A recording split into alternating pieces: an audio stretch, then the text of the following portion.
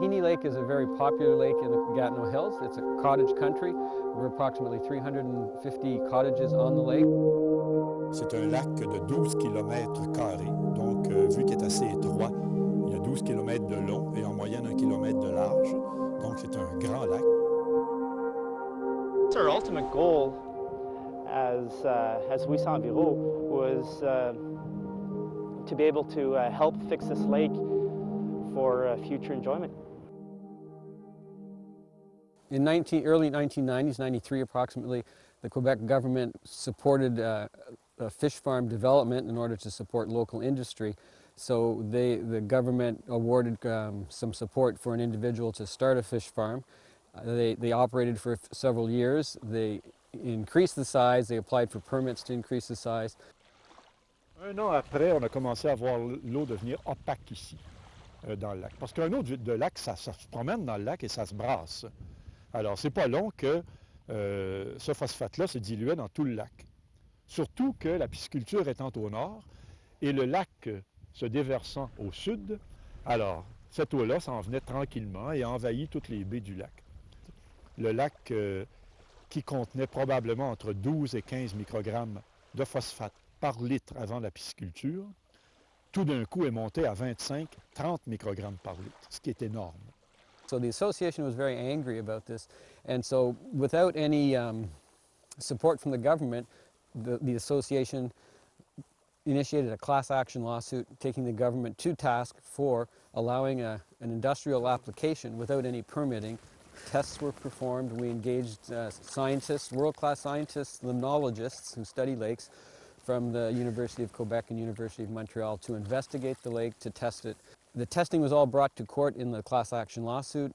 It was found that yes, the fish farm was the cause for all the changes in our chemistry, and that they awarded the Lake Association $4.2 million.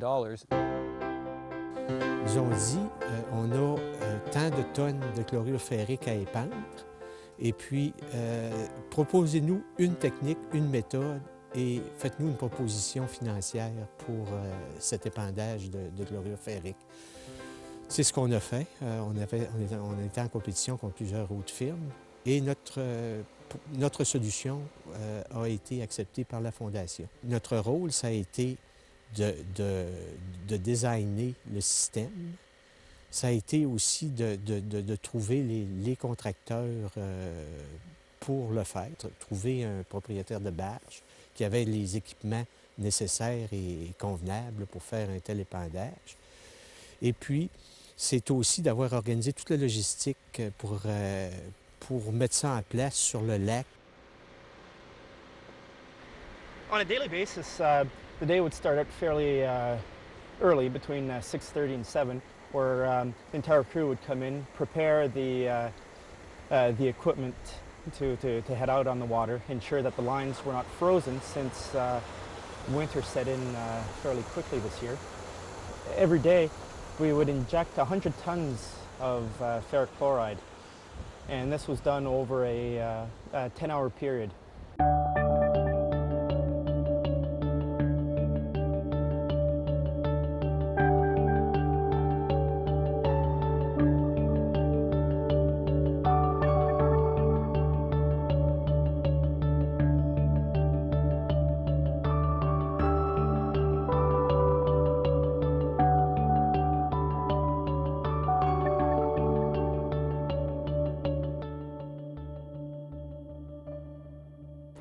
Once our injection day was over, we returned back to our staging point where the chemical supplier arrived with the tanker trailers and transferred the chemical from land onto the barge so that the next morning we're ready to operate again.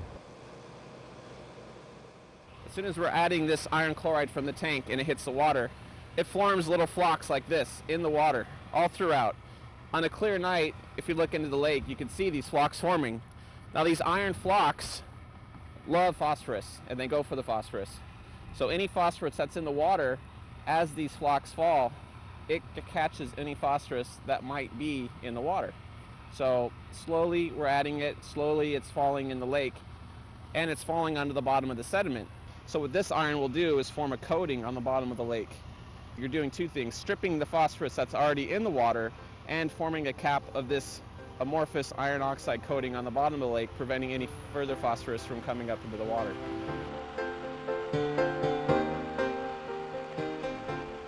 We found Wesa Envireau met the criteria for a very diverse number of reasons. Being a large project of this nature, we needed strong engineering, we needed strong health and safety, we needed a lot of environmental background and the interaction of the environmental process, applying for environmental permits, working with the Quebec government. So on Wesa Envireau, bilingual engineering, limnology, environmental, very strong health and safety background. So they met the criteria and it was quite successful and very enjoyable working with them. On commence à perdre plusieurs lacs. C'est le cas dans les cantons de l'Est, le lac Champlain, dans la baie Missisquoi.